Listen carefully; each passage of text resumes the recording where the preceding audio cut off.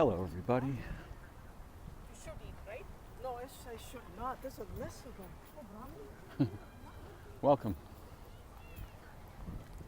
Grateful to have this time together to explore and remember and learn about the vast terrains beyond what we think of as our humanity. Those terrains belong to us, not in the sense of colonists, in the sense of children that belong to a place and a family of peoples. Most of what we are is not human and never was. And one of the most deceptive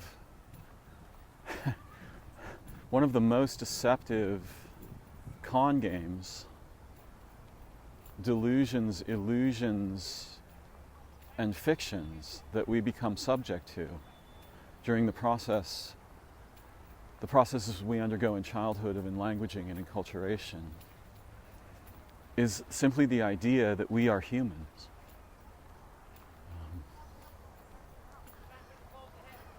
Any category we can refer to in language literally has infinite qualities. So the idea that a word or a category can properly delimit what it points at is false to facts in a fundamental way. It is a lie. It is a convenience that we can use intelligently if we are oriented to use it intelligently. If we are not, it uses us and makes prison-like features in consciousness as a result of its intrusion into our cognitive, behavioral space, the possibility space of human cognition, our cognition. Now, if I'm not human, why do I keep using this word? I use it because it's an agreement we all have. We sort of understand what it means. But what I'm asking you today to bear in mind as I speak and as we explore together is that I'm using it in the opposite way it's normally used, in the sense that everything in the universe is us. Right? Invert the polarity. The human is the supreme thing around here, the apex cognitive animal, the technological animal, so forth. No.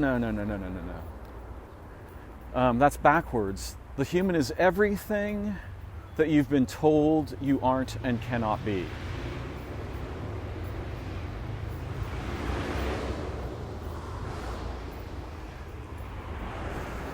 Including the capacity to make very bad machine noise that attacks everything it comes near and much of what it doesn't. The entire domain of the impossible is you. The entire domain of what we think of as the superhuman, that's you. That's us. This idea that we are limited in time, space, embodiment, consciousness, intelligence, any of these things, it can be made true, right? In the same way that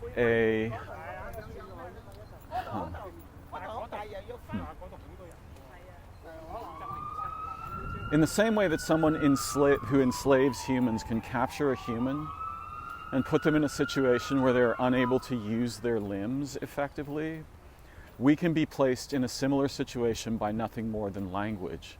It doesn't require that there be a bad man or, a slave-making people or anything like this. None of that's required.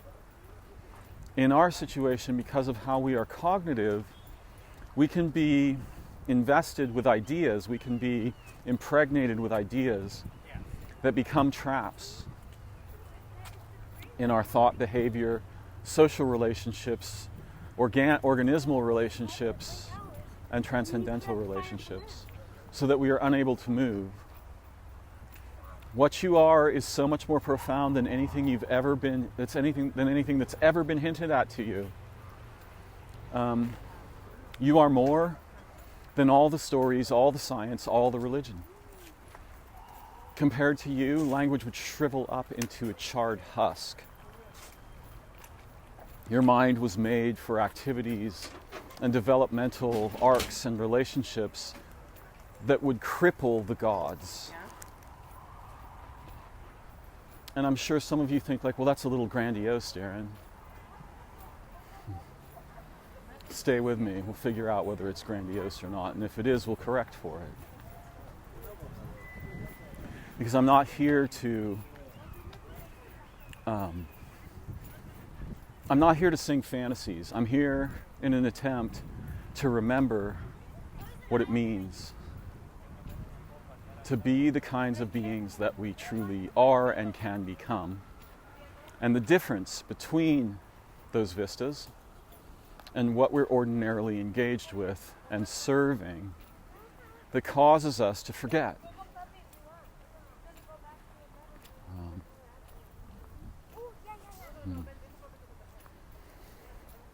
Okay, where are we going here? I have some pivots, some pivotal desires in mind here.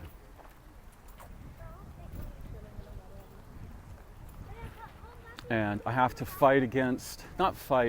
I have to work past the features of my own habit, bias, and distraction that ordinarily make it very, very difficult for me to achieve escape velocity from the structured traps that, like you, I have inherited and sustained. Why do we sustain them? Because they are familiar. We know how they work. We know all the little ways they work. They are familiar. We don't feel afraid, even if we are going to be deprived or impoverished by them. We don't feel afraid because we know how they work. This is a common feature of human psychology and behavior. This is in part why men who have been in prison, once released, yes, they face many challenges, but one of the challenges they face is that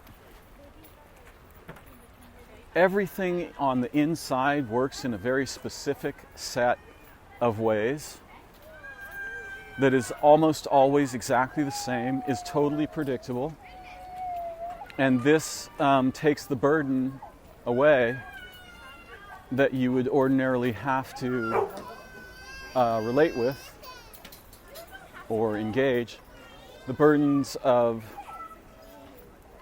vigilance within ambiguity and prediction.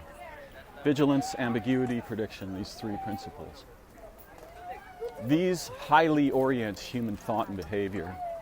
And anything that reduces the necessity of vigilance, anything that reduces the ambiguity, including a trap, is very compelling, particularly if it's not a physical trap, right? If the trap is invisible and it reduces ambiguity, it reduces the need for prediction, it reduces the need for vigilance, this can become extremely compelling.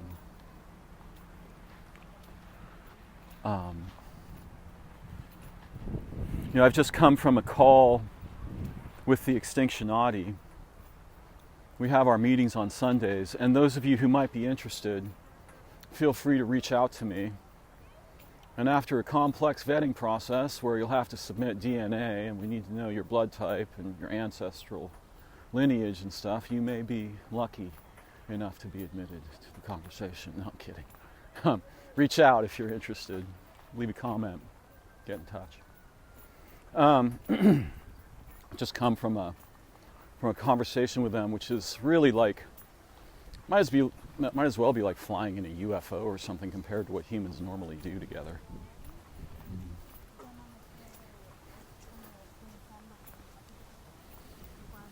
Absence.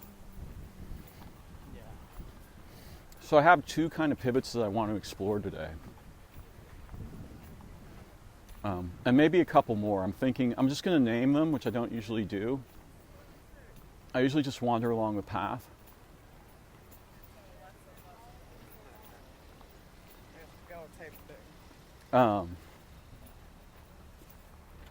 The first one is the problem for humans of relating with absences. Right? Particularly of relating with absences as presences, absences that we treat as if they are presences. And I will suggest that the idea of evil, which is fundamental to human concern, thought, philosophy, religion, even perhaps science, civilization, economies, and so forth, right? All these things. The problem of evil may well orbit this particular pivot. Is there any such thing? Is evil the absence of something, or is it the presence of something? And it doesn't have to be one or the other, right? We want to actually avoid concrete bipolar perspectives unless they're very useful and we don't take them as God, what's the word? Well, it's not concrete. Maybe the word will come back to me. We don't take them as universally true, but there's a word I want here. It starts with C, I'm pretty sure. Perhaps it'll come back to me. We don't take them as canonical. We don't take them as... I'll find it. I'll have to orbit my hippocampus for a minute.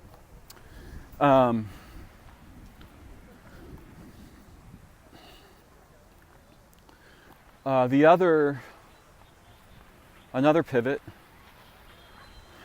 By the way, notice in language the difference between a and the.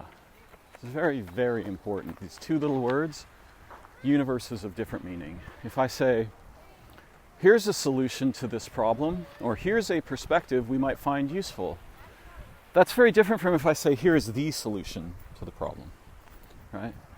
And this is the same thing I'm talking about in the question about evil and absences that appear as presences, or are treated as presences, or can be treated as presences, can be related with as if they are presences.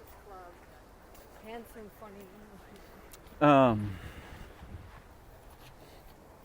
Okay, one of the other pivots is the nature and importance of the intelligences that orbit and influence and are involved in human behavior fundamentally, but particularly human reproductive behavior. Everything oriented around, everything that orbits eros, attraction, disgust, right, affinity and antipathy, everything that the intelligences that orbit those things, and the unique semi-binary implementations that we could understand under the rubric, under the rubric of the masculine and the feminine.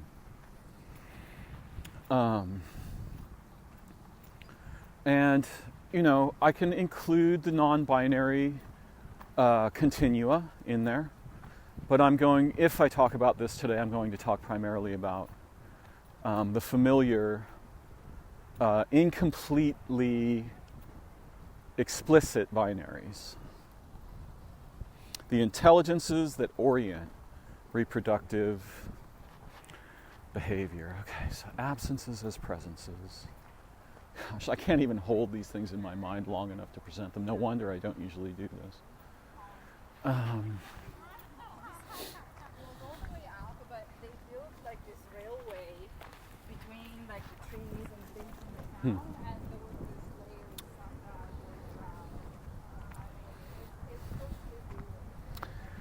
Another pivot is the difference between a situation in which we find ourselves where the milieu is intelligent enough that we utilize the tools to accomplish developmental liberation, ecstasis, ecstasy, right?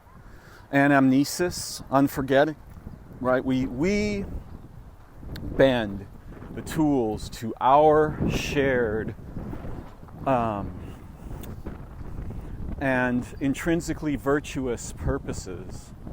The difference between that and a situation in which our tools bend us to their reproduction. Oh, thank goodness I found the third pivot. I want you to understand or to imagine with me a very strange world. A kind of a science fiction dystopia where the, quote, intelligent, unquote, species makes millions of films about being superhuman together, with and for each other, and the sake of liberation and justice and truth and anamnesis and rebalancing, right?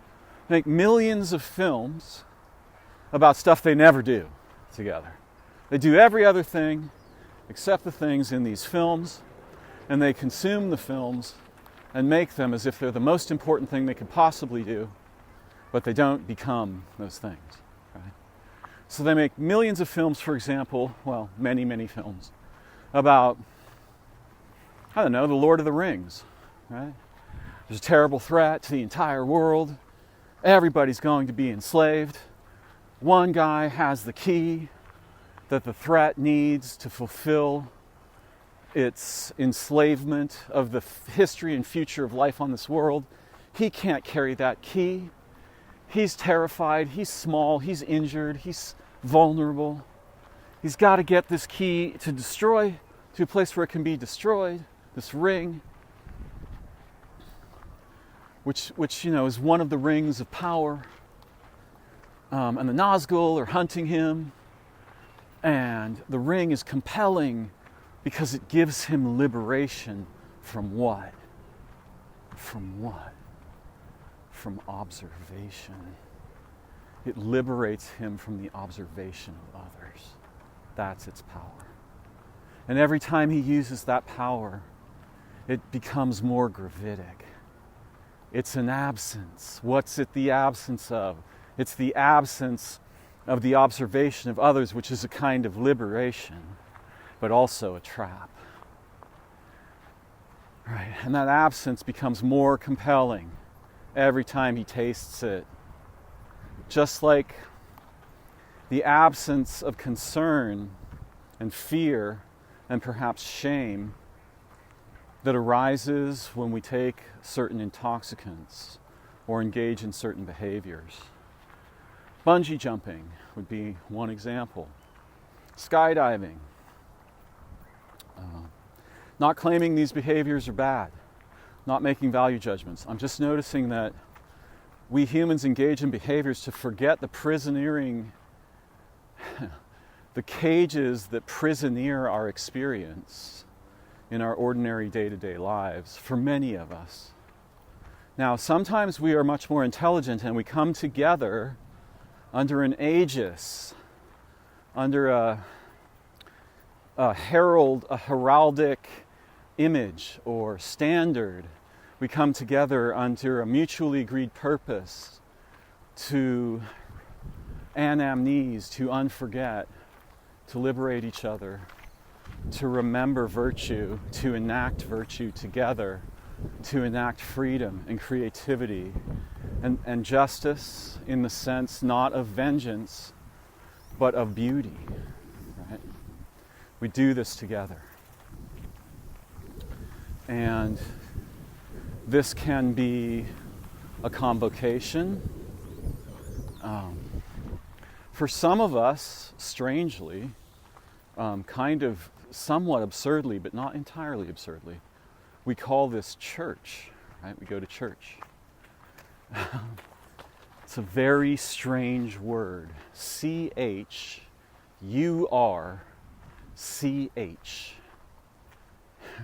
Cha. Yeah? There was this episode of Star Trek a long time ago. It was really brilliant. I wish I knew off the top of my head who the author was. Where the Enterprise encounters... Okay, what happens is another starship is orbiting a planet of low technology, right? They're not warp capable, so this planet falls under the prime directive of not fucking with their developmental arc. The Enterprise finds this starship orbiting a planet, but the starship is deserted. And they go down to the planet, and they are immediately deprived of their tech, right? They're deprived of their communicators and their phasers and stuff. And they find out that the captain of the previous ship is setting himself up down there to be a kind of a ruler. And there are two primary factions, social factions, political factions down on this planet, and they're very primitive. One of them is called the Comms. I'm not sure what the other one is called. It might be the Proles. And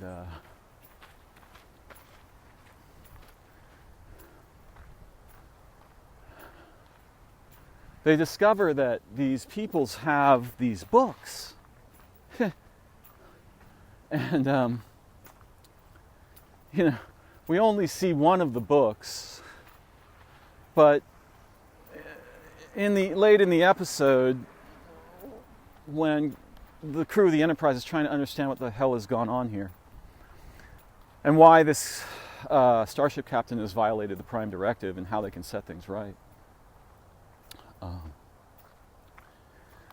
One of the factions pulls out this tattered object, which Kirk sort of recognizes as something he probably hasn't personally encountered because he's from the future, but it looks like the flag of the United States. And they have this book, or this scroll or something that they venerate as holy, and they bring it out, and then they start to read it, and it's like, pe, po, ode, or, o,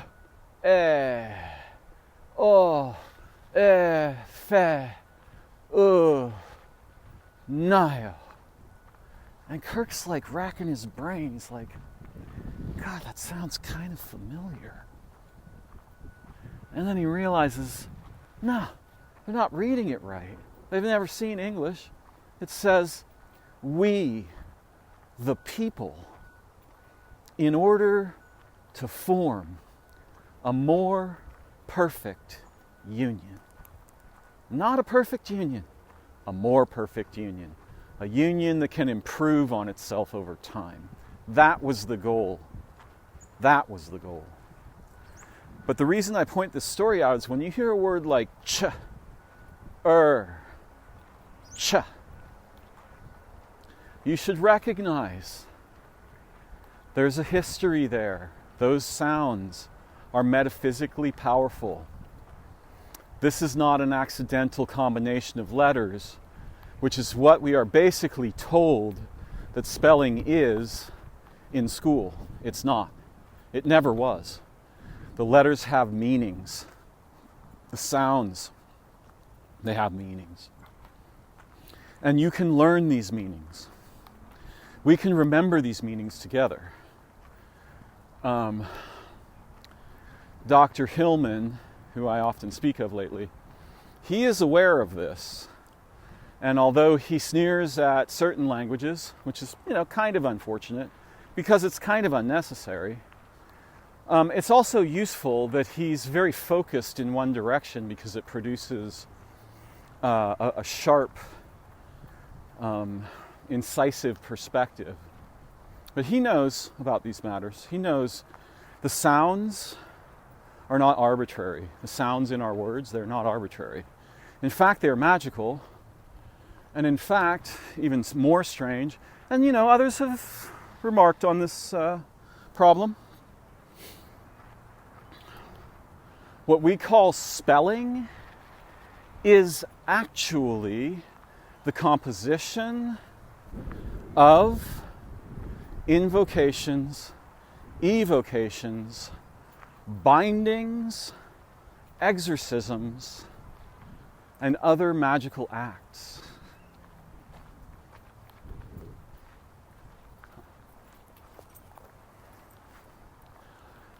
We teach our children that it's mundane. There's no fucking chance of that being true. When you teach children that spelling and language are mundane, you are crippling them. Because then they will live in the prisons of mundanity their entire lifetimes and believe that there's nothing like magic or the muses or the maenads or the Elohim or the gods. What they might unfortunately come to believe is that there's a tyrannical single God, which is a terrifying idea that honestly I think is impossible, cannot be true. Though there might be a communally, like the sum of the organs of being is usefully understood as a unity, but not a tyranny, not a vengefulness, not an angry thing, and not a judge. It's complex, this interplay between what we could think of as monotheism and polytheism. Hillman despises monotheism and sees it, perhaps to some degree rightfully, to maybe a large degree rightfully, as the origin of various kinds of tyranny and departure from truth and beauty and virtue. I can totally see that image. However, I tend not to be a polar binary thinker, right? So I'm unlikely to think, oh, that's the only thing that's going on. It's only that. Monotheism is only that. That can't be so, in my view. Though I'm willing to learn more and be, if necessary, corrected or whatever. We never have a perfect position. What we have is the capacity to improve on previous movements in our developmental arcs. And that's what we should be paying attention to, that capacity to improve together. To remember better, to see better, to grow more beautifully, to unforget together, to adore and liberate and treasure each other and our world and all beings and the history and future of minds and lives in time-space. That's the imperative that I trust, right? Any other imperative that starts to collapse toward a very singular mission, I start to get itchy about that. I don't really trust it, right? I don't really trust that. Sometimes it can be useful. Okay, here's the other weird thing, though. One of the questions that came up earlier with the Extinction Oddity, someone asked, is there ever an absence appearing as a presence that is beneficial? And I did respond to the question. This person and I have discussed the process of working with questions lately, and one of the things we came to together was that it's not so much that we answer a question or that we address it, rather we pursue it and preserve it and transform it and pursue it and collapse it and reforge it and pursue it and transform it together. We stay married to the question. An answer is a divorce, right? If your question's really good, you don't want a divorce. An answer is the end of your capacity to learn to see better. Don't answer it. Keep playing with it. Right? When you look at human sports, really they orbit a question, and it's a question of supremacy, isn't it? Now, there are much better questions to ask in a lot of ways than which side is supreme. Right? And what I was going to say earlier is that it occurs to me, and I think it's important to remember this, that it's often important to make very specific, your mistakes are as important as your successes, right? It's very important to make beautiful mistakes that lead to better successes. We think like, oh, I don't want to make mistakes. I want to get it perfect the first time. And some of us, particularly those of us who are a little bit obsessive or unusually minded, or we ache to perfect our arts and our behaviors and our thought and our actions, right? We ache to be perfect. Perfect isn't a destination, it's a direction, right? Because there's no such thing as a finished perfection. Yeah? No such thing. Doesn't exist. It's a misnomer, it's a misapprehension of the situation, right? Perfection is a direction. Nothing is ever perfected, it's only abandoned. Every artist knows this, right? The direction toward more beauty, more truth, more virtue, being more compelling is infinite. So at some point you say, this is close enough for today, I am satisfied. And this is how it is in development, in growth, in anamnesis, in intelligence, in relationships, in beauty. We walk in beauty together, with and for each other, and the history and future of all beings, in all of time. We go together. We destroy the paths that trapped us. We reforge the paths of liberty together, with and for each other. This is the direction toward a more perfect union, whether that union is temporally bounded, geographically bounded, relationally bounded, ethnically bounded, filially bounded, linguistically bounded, mathematically bounded, conceptually bounded. It doesn't matter, it's the same principle. Virtue over the manifold.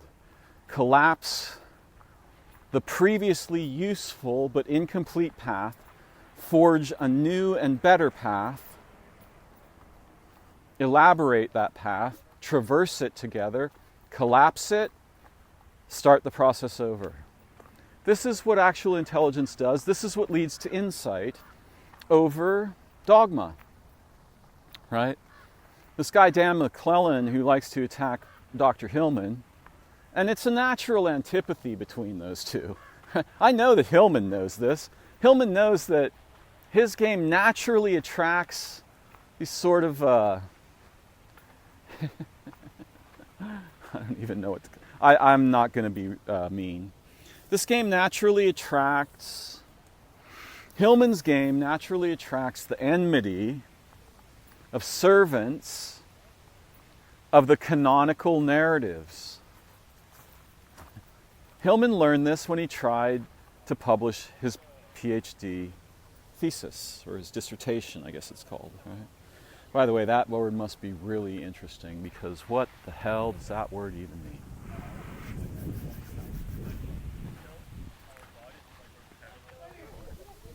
Dissertation. Boy, if you want to see, I didn't elucidate the meaning of ch. But that you can understand that as meaning primordial. And also it means you are, as in you are something, right? So ch, you are, ch. But dissertation.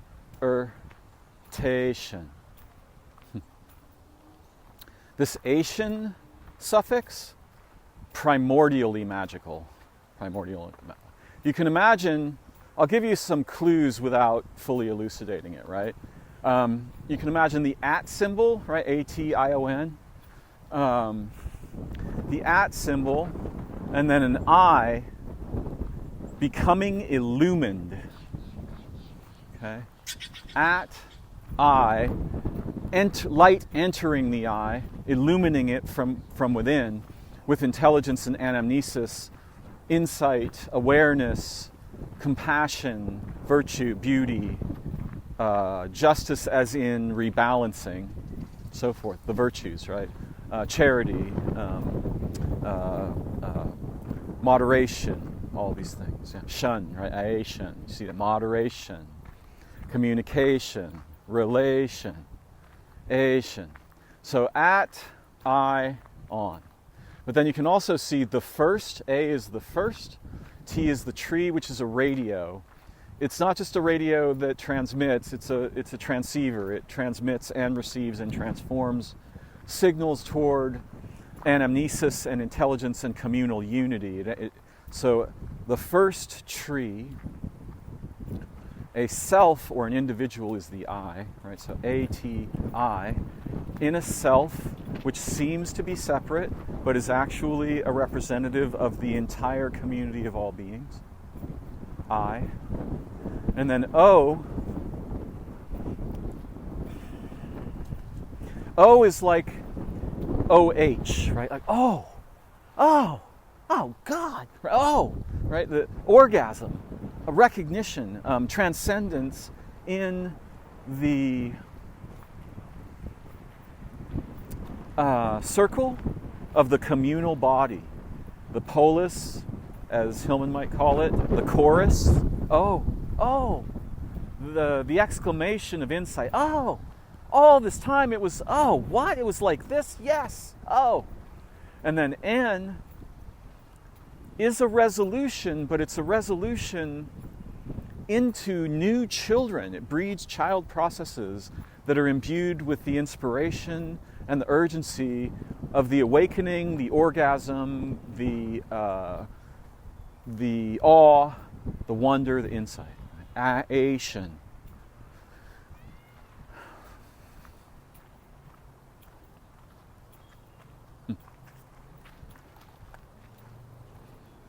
Incubation, conception. Sometimes there's no A, sometimes it's just shun. But that T is a tree. That A is firstness, primacy, primordialness, power. It's motive power. It penetrates and impregnates and fertilizes and travels and is like lightning, right? It is power. And it is authorized. That A is authorization. That T is also the cross, which if you put it in the center of a circle, gives you the capacity to navigate, to know where to go, to use a compass, for example. There's magic in these letters, my listeners, magic. And the same is very much true in Greek, but you kind of can't get away from it in any language that has spellings, that has letters. Hieroglyphic languages are a different kind of phenomenon. Ideographic languages are a different kind of phenomenon, yet they are still magical. They are just a different method of encoding the magic. Wow.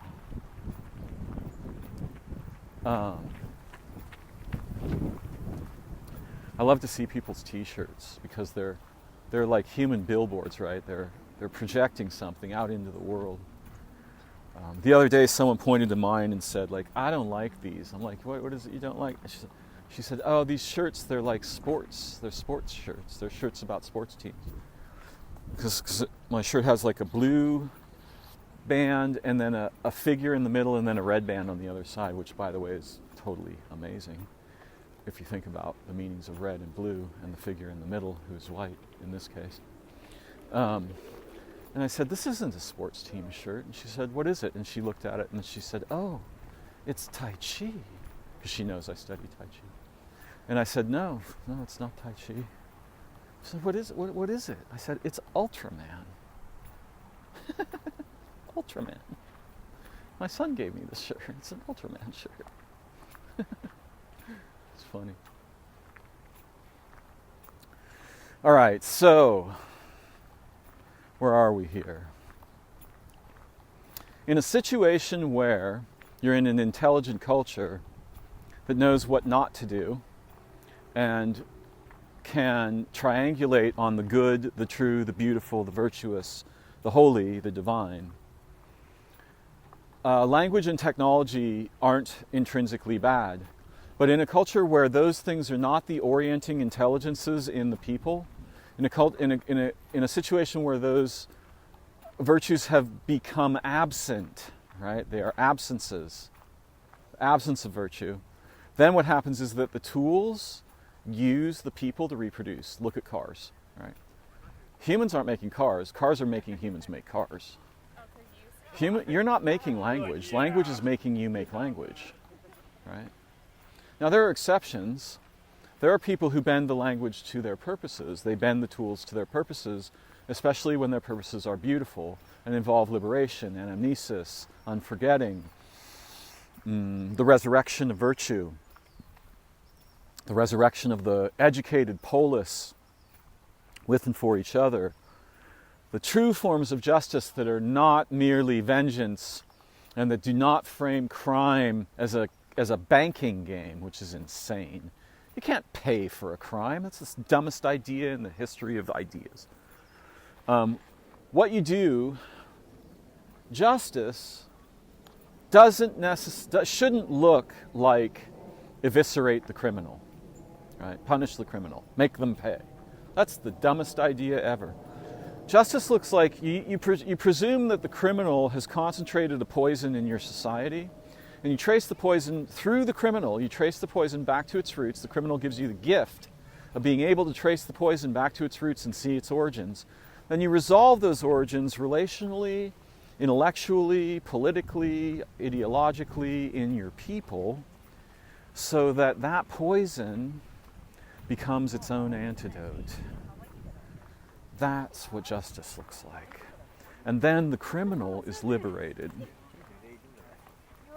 And then the victims, quote unquote, I mean, the whole victimization thing, my God, we're going to go somewhere on that. But the victimization thing, well, the victims are liberated too, because the victims don't necessarily, they've been trained to desire the destruction of the criminal, the agonize, for the pain to be magnified. The pain you visited on us should be visited on you in equal or exponentially exaggerated measure. That's the idea of justice in ridiculously stupid idiocracies, right? Like idiotocracies. And that's a business transaction, right? That's a commercial game, where then you get people building prisons for money, and it's all a transmission of money and power among people with no virtue, aping virtue and not being virtuous. That's a terrible thing. That's a travesty and a tragedy. No, actual justice looks like you resolve the poison that produced the behavior, the necessity of the behavior, or the possibility of the behavior, in what you call the criminal, who's actually the creature who's signaling that your culture is malignantly misformed. And if you punish the criminal, but you don't resolve the origin of the disease, then you're going to reproduce the disease very naturally, right?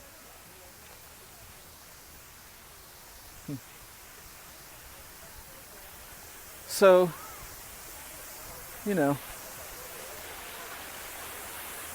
I'll give you an example from biology.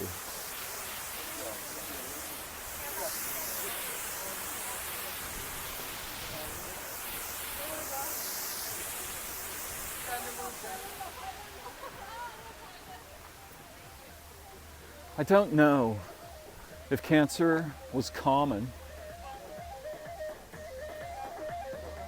in the ancient world.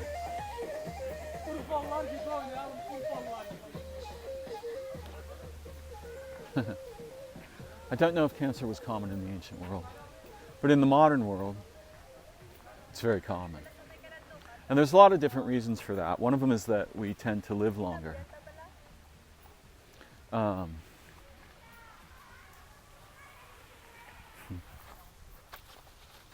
But another is that we've filled the environment with synthetic toxins that our cells and the biological features of our bodies cannot contend with. And so, you know, as we began to, quote, research cancer, some of the things we were using to research it were producing it. Right? The existence of some of the objects and substances that we use to discover the origins of cancer produce cancer in the environment when they're mishandled or propagated inappropriately, right? Explosively propagated. Because that's really what cancer is. It's explosive propagation of a cell that has defected from its originary relationships, purposes, and forms and it eats up everything and kills the organism that is its host.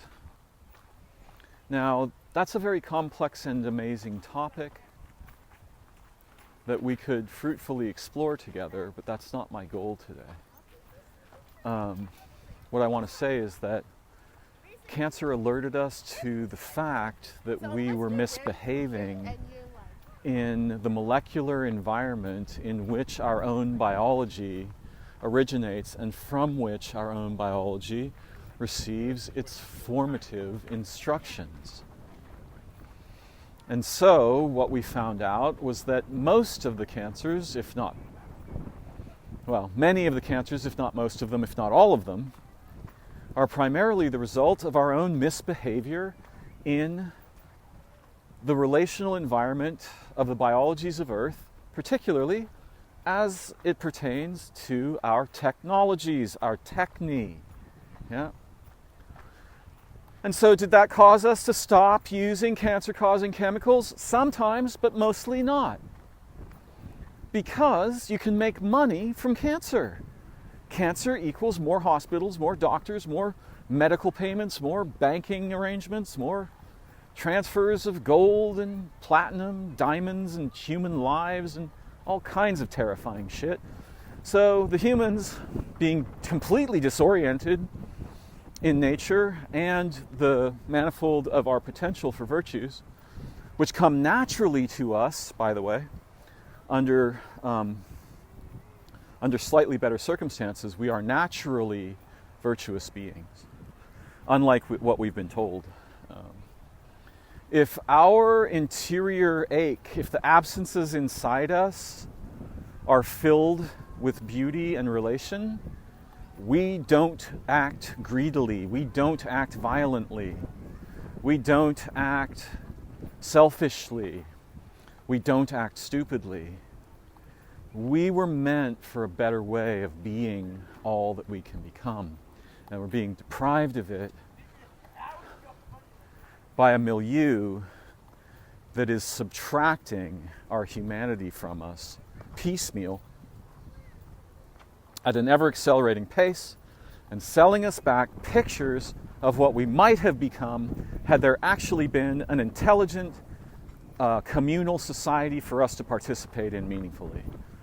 And that makes us also feel guilty for not having established that, but there's every other option on the shelf that you can buy for $1. You can get any kind of thing you can imagine.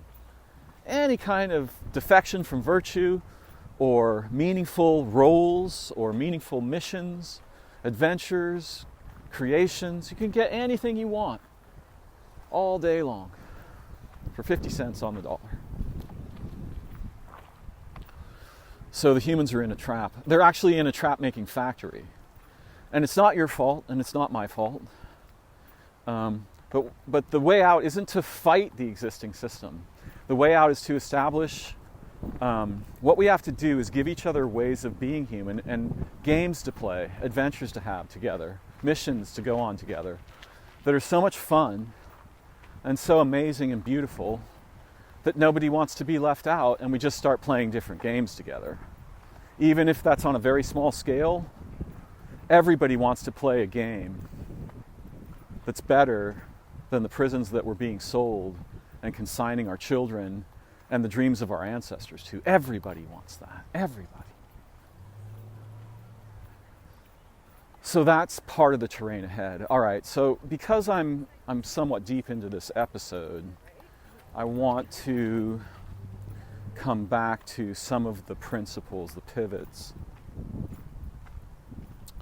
Okay, what was the third pivot?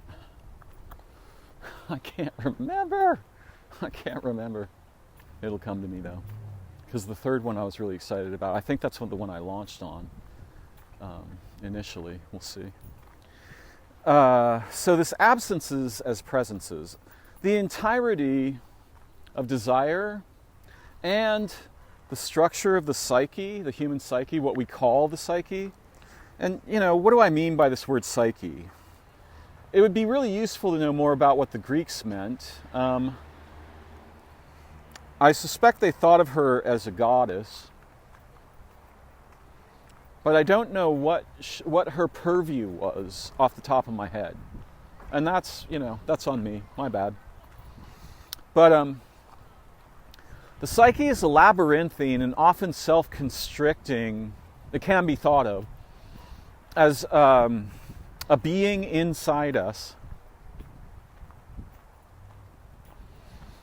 a sort of an origin of the emotosomatic aspect of our human lives, the mythic aspect. And it's a labyrinthine kind of hall of mirrors. And in that hall of mirrors, many things that are absences appear as presences, and many things that are presences, their characteristics or natures are inverted and reflected back. And also above this whole thing, there's a kind of a light being cast that you could think of as a gaze in Lacanian terms. And this gaze isn't exactly a being, it's a possible being. It's been compared to the light that illumines the ballerina on the stage, right? And there's multiple gazes in there, and there's multiple gazes that can synergize or desynchronize and conflict with each other. So, when you hear people say something like, oh, what would people think? They're referring to that gaze.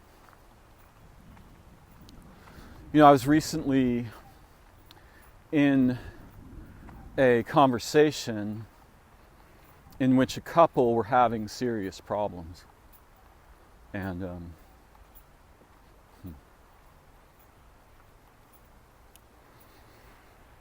it was clear that one member of the relationship was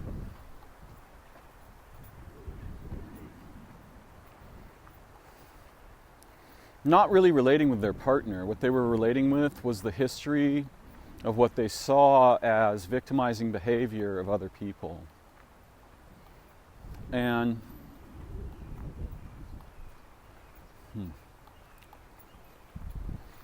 I could sketch a situation that isn't real, in which, a hypothetical situation, and this is commonly true to some degree for every human being. This is why we use this word psyche. This is the 12 orphans problem. Okay, so let's say that I have a history of a series of traumatic events in my life, by which I feel victimized and traumatized, and I do, of course, right?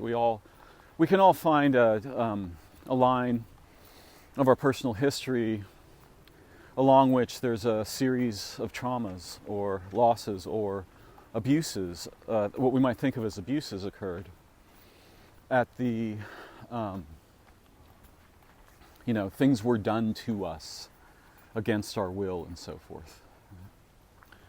And to some degree, we become romantically involved with these traumas in such a way that we might prefer them to liberation in the same way that the prisoner prefers the prison to freedom, because it's familiar and comforting. And also, there's another feature of the prison that can be very compelling, which is that it largely, although it relieves you of freedom, it also relieves you of responsibility to a large degree. Right? Responsibility for your own path. So I could, for example, fall in love with the linear history of my traumas and prefer that to someone who comes bringing the light of liberation. I could cleave to that history, which gives me an excuse for having failed to develop, to effloresce, to enact my destiny, to pursue adventure, to take risks, to grow, to learn, to establish, to succeed, to practice. I could be relieved of all of my guilt of not doing that by clinging to the excuse of, oh, but this person hurt me a long time ago, and it hurt me so bad I can't do anything. And the longer one clings to such a perspective, the more compelling it becomes. So much so that if someone comes along and tries to point you toward a future of liberation, you will turn around and cleave to that role of a victim. Helpless, thus not responsible for your own actions or inactions, right? And it's very comforting because it becomes more familiar over time. It's very intoxicating because it leads to lethargy, distraction, addiction, all kinds of trouble. That is really just more pain. It's the pain of the abject failure to develop, right? Stasis, stagnation. And so this is the absence, in a way, of developmental orientation facing forward, right? In biblical terms, as Lot was escaping Sodom, apparently his wife, he was told, do not look back. And this is the concept that can be understood from that parable. Because his wife, hearing the destruction behind her, wanted to see what it was that was happening, and so turned around and was turned to salt. And that salt means to be deprived of life, right? To have all of the livingness drawn out of you and to become static like a stone, like a fossil of yourself. And so this can happen to us when we cling to historical memories of tragedy and wrongdoing and what we think of as abuse, perhaps rightly think of as abuse. I'm not attempting to change the words we use to think or speak of these matters, but there are better ways to see them. Because just as I said earlier, one of my friends said, if you're accidentally run over by a train and it fucks you up, but you're still alive on the other side, it doesn't matter what happened with the train. What matters is what you do going forward. How do you reorient? What do you make of the thing that happened to you? That's what matters. Because if you make something beautiful and empowering of what happened to you, then it becomes beautiful and empowering for you. By all means, feel free to mourn. Feel free to indict if that really serves you. Indict. Because that's a dangerous one, that indictment. Understand that you didn't cause this to happen. You're not the one necessarily responsible for all of the events of your life. Some things do just happen kind of to us, or some things are actually done to us by others. But make something amazing out of that going forward, right? Look forward into the possibilities of your developmental future. And be very cautious about turning around and clinging to the identity of victim or one who was subjected to something. Again, there are modes where it's useful. This is a principle, not a law. But be careful, because this absence of self, the absence of the presence of ourselves in our developmental moment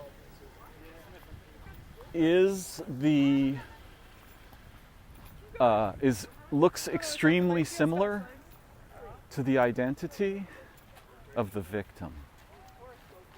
Because in a sense, to be victimized is to be deprived of something, right?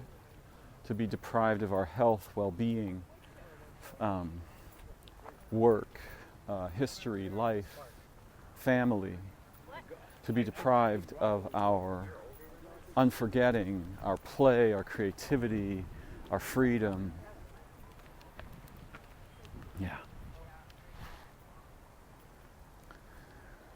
So deal gently with your history and wisely. Be cautious about forming up the crystallization of your identity as a victim.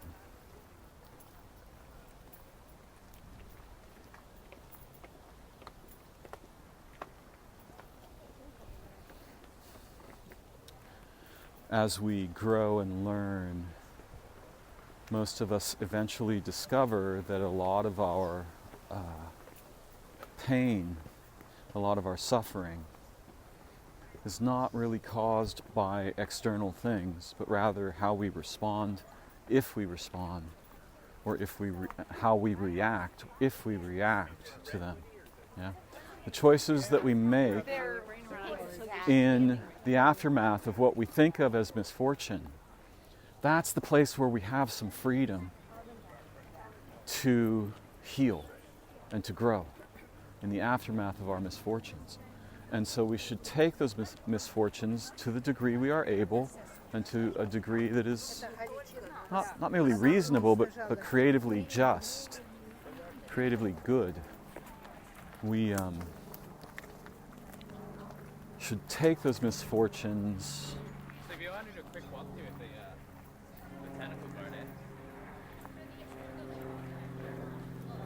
as to the degree they don't simply obliterate us, right? We should take them as developmental nourishment. Right? They are food for our growth.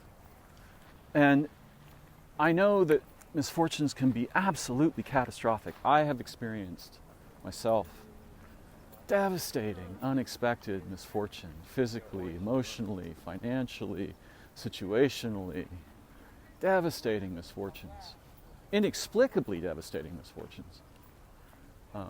But as we get older and we acquire some wisdom and a kind of helicopter view of the situation, right, a view from far above, we will learn to see that in many cases, the trouble wasn't really what happened to us. The trouble was what we made of what happened to us. And at least speaking for myself, I will say that I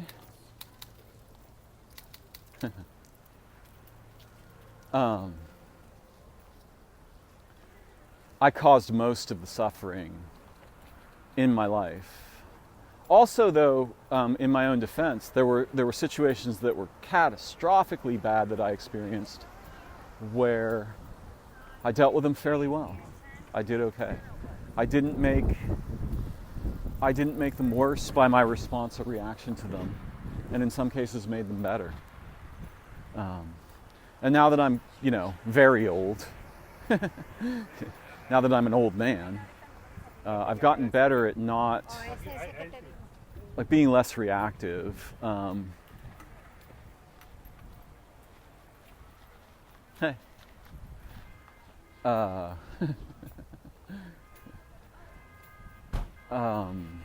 And not adding to my misfortune by cleaving to it and insisting ragefully on indictments and persecutions and prosecutions and court cases and vengeance and so forth, right? Though there's something I was missing there because I got distracted by a man's t-shirt that said, "No, actually I needed another hole in my head."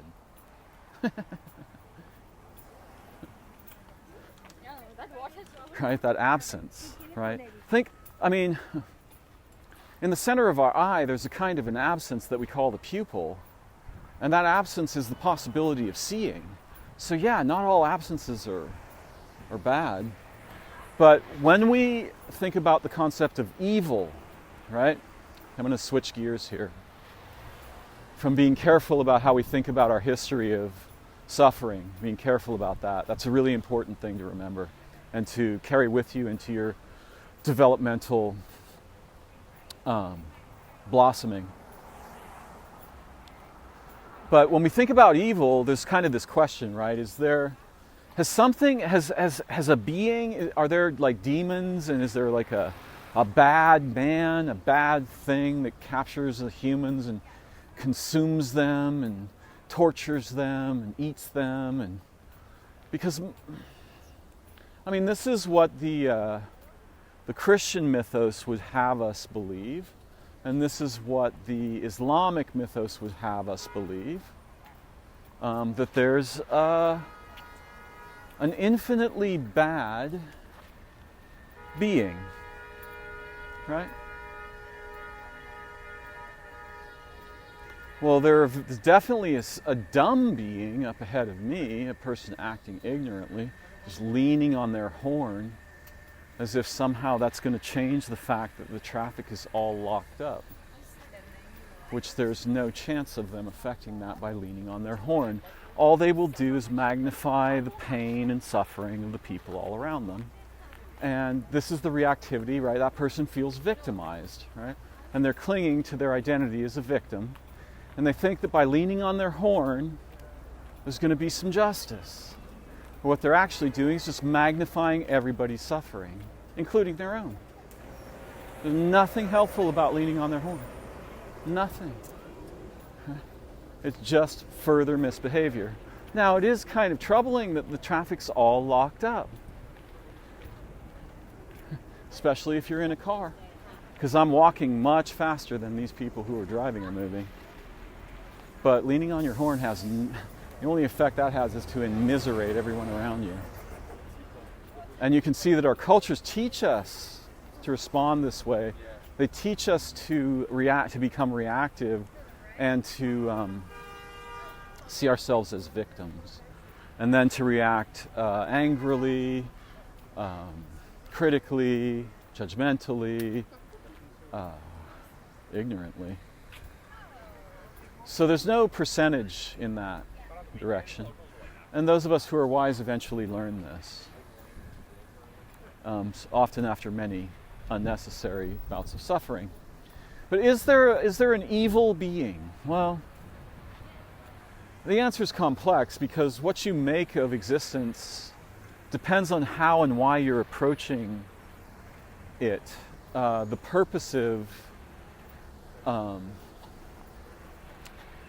purposive orientation in cognition and mental behavior that you're adopting that causes you to ask a question, that from which the question is born, right? The womb, the circumstances of the womb of your mind that lead to the emergence of the question, like a child of your cognition. Right?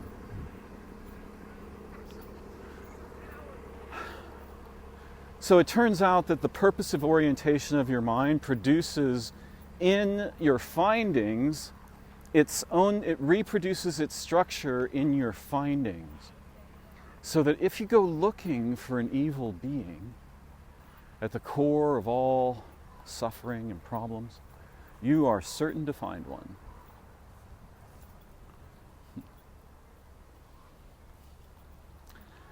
If instead you go looking for the origin of trouble, you probably aren't going to find a being, though you might. Because what you'll find is a history of injuries and losses and deprivations that lead to reactions that end up with language and tokenization of identity and representational cognition in humans and so forth. And then you'll find that once you establish representational cognition in humans, you don't need a demon to get them to misbehave. They'll naturally be disoriented, so disoriented that they'll continually misbehave, including the misbehavior of supposing the existence of a bad angel. Now, there are weird angels, but they're weird. They're not just bad. And the story of the angels and their relationship with the humans is a matter for another exploration. But if there was a first one, that first one was very interesting, is what I'll say. Here's the thing, though.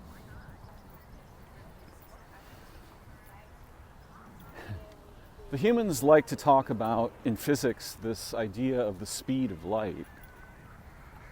But a close friend of mine often talks about something much weirder, which is the speed of the departure of light from the four-dimensional manifold that we refer to as time-space, and how the departure of that light becomes images in the same way that if you close your eyes and you look at the backs of your eyelids, you'll, particularly if you press on them gently, you'll see these things we call phosphenes. And in the humans, the departure of the light of origin, the departure of that originary illumination, which was not merely intelligence, but transcendent intelligence, transcendent, beyond mere sentience, right? How could you be beyond sentience? Well, you could be beyond sentience if your, if the manifold of your awareness encompassed all of time and being, you would be transcendent, right? You would be transcendentally sensitive, intelligent, aware, creative, profound, wise, and so forth. Yeah? So, where was I going? Oh, I've transgressed. Oh my God, I started to speak about things that are forbidden around here. Why did I do that? Oh, Jesus.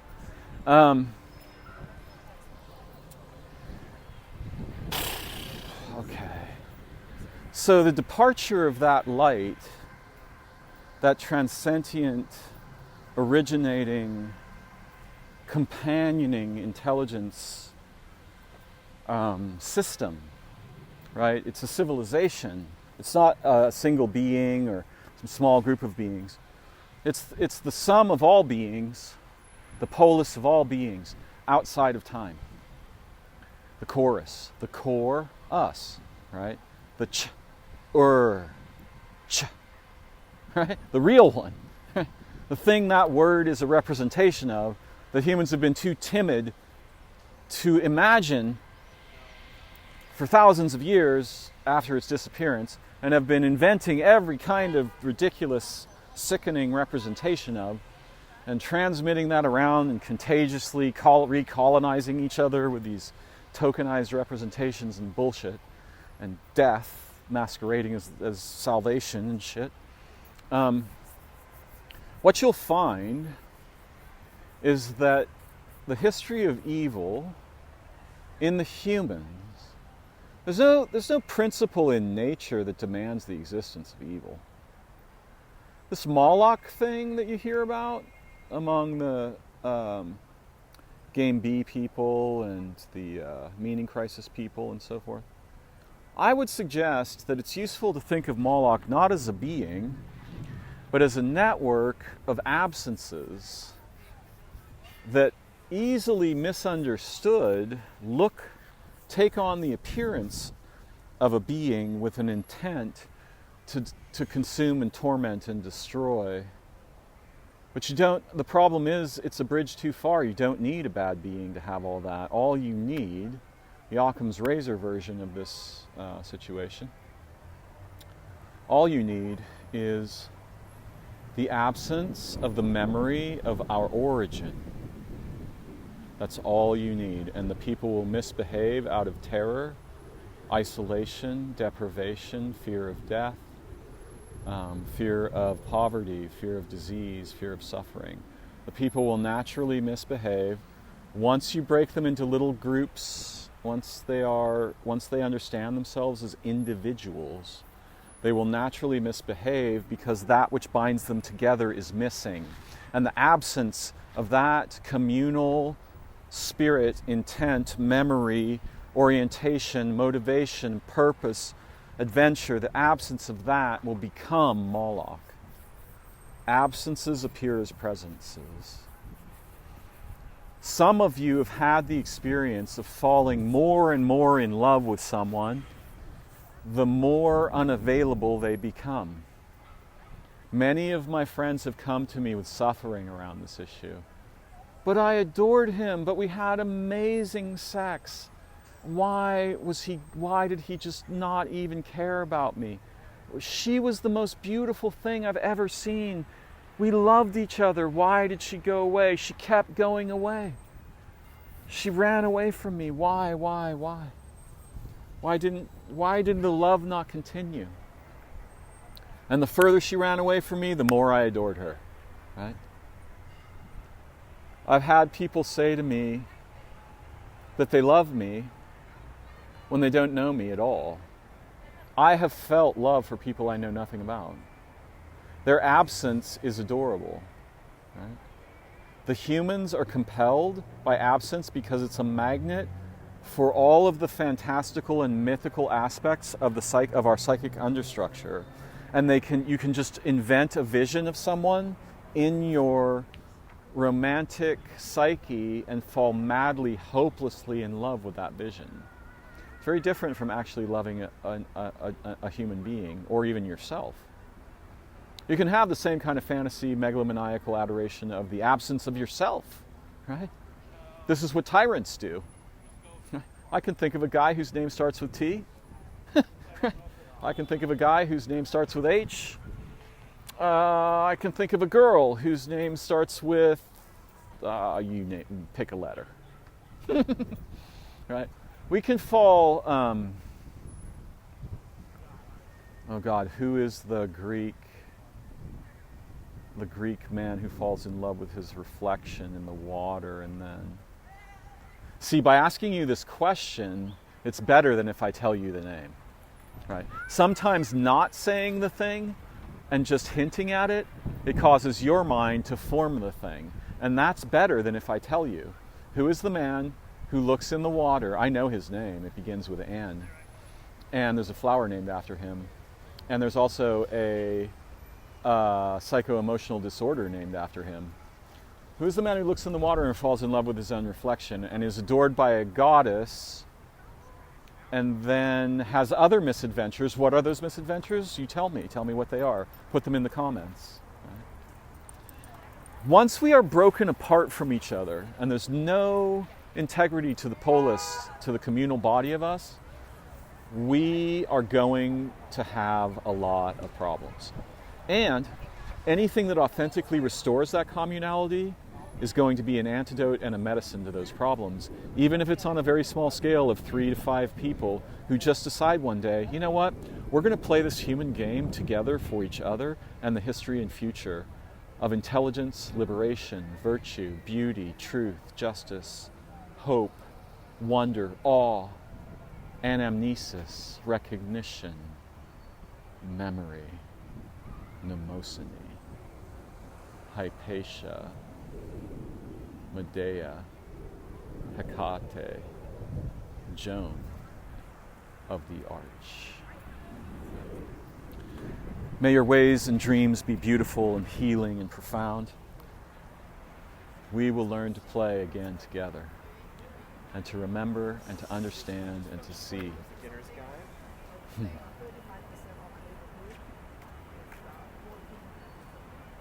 To remove the bindings that have so long trapped our ancestors and their dreams and our children and our own bodies in these prisons that are as unnecessary as they are deconstructible.